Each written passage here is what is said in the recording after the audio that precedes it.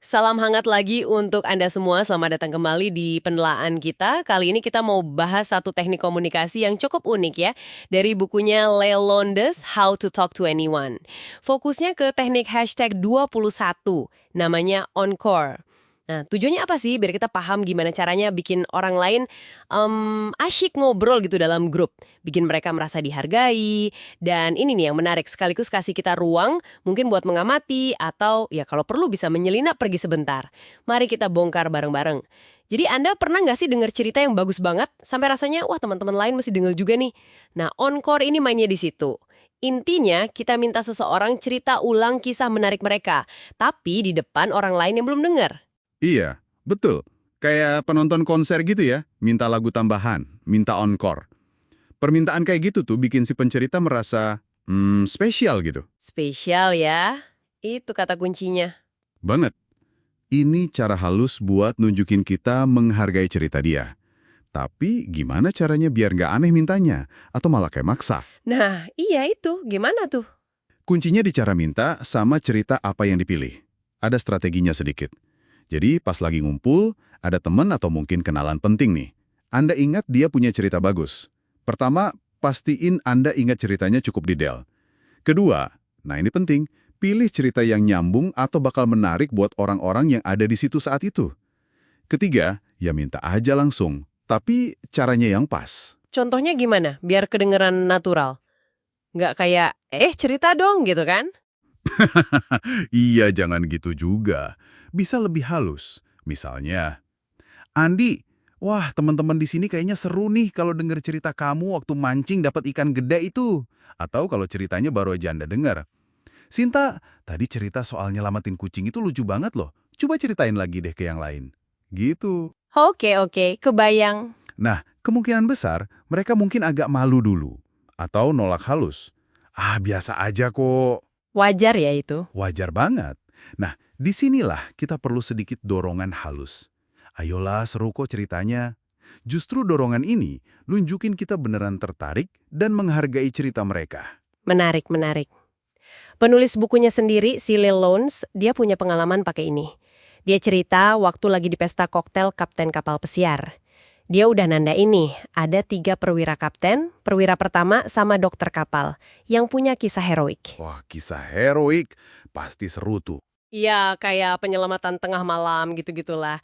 Terus, apa yang dia lakukan? Dia kayak ngenalin cerita mereka ke grup-grup penumpang yang beda-beda.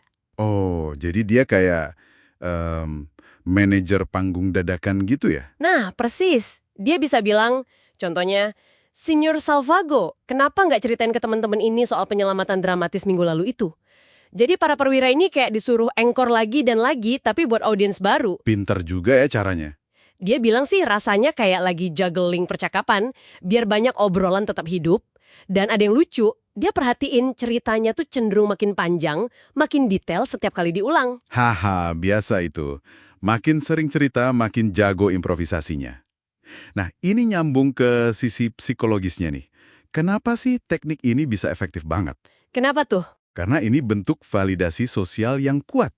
Waktu Anda minta encore, itu secara nggak langsung bilang, cerita lo keren banget, sampai gue pengen orang lain denger juga. Ini kena banget kebutuhan dasar kita buat dihargai, buat diakui. Ingat aja, cuma penampil yang bagus kan yang diminta encore sama penonton? Anda menempatkan mereka di posisi itu. Jadi bukan sekedar muji basa-basi ya, tapi kayak ngasih pengakuan publik gitu. Tepat, rasanya beda. Dan karena diminta langsung di depan orang lain, efeknya lebih kuat. Oke, jadi ini kayak ngasih lampu sorot sosial yang terasa personal ya, karena datangnya dari permintaan kita. Terus, gimana kita bisa pakai ini sehari-hari? Aplikasinya luas banget sih. Bisa di acara kumpul keluarga, reuni teman, pertemuan kantor, acara networking, ya kapan aja lah pas lagi dalam grup. Coba deh identifikasi seseorang yang Anda tahu punya cerita bagus, apalagi kalau Anda memang ingin bikin orang itu merasa lebih nyaman, atau mungkin lebih penting dalam grup itu. Kasih mereka panggung itu. Minta mereka encore. Manfaatnya jadi double ya rasanya, orang yang cerita senang merasa dihargai, grupnya juga dapat hiburan atau cerita menarik. Terus, Nah, terus ada keuntungan buat Anda juga.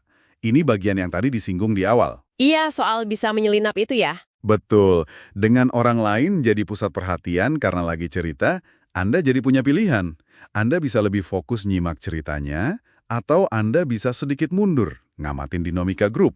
Atau, ya itu tadi, kalau situasinya memungkinkan, dan Anda mungkin perlu ambil minum sebentar, atau mau pamit lebih awal dari grup kecil itu, ini bisa jadi cara yang elegan. Oh, jadi nggak motong obrolan gitu ya? Iya, obrolannya kan tetap jalan karena ada yang lagi cerita seru.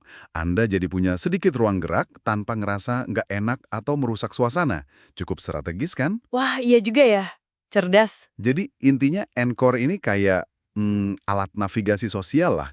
Efektif buat bikin orang lain bersinar, bikin mereka dihargai, menghidupkan suasana grup, sekaligus yaitu ngasih Anda sedikit kendali lebih atas gimana Anda mau terlibat dalam obrolan itu. Ya. Atau apa dampaknya kalau kita dalam interaksi sosial itu lebih sering secara sadar gitu ngasih panggung ke orang lain pakai cara kayak gini dibanding kita sendiri yang selalu berusaha jadi pusat perhatian. Bagaimana kira-kira pergeseran fokus ini bisa mengubah dinamika hubungan kita, interaksi kita sehari-hari? Nah, pertanyaan ini mungkin bisa Anda bawa pulang dan pikirkan. Terima kasih banyak sudah menyimak penelahan kita kali ini.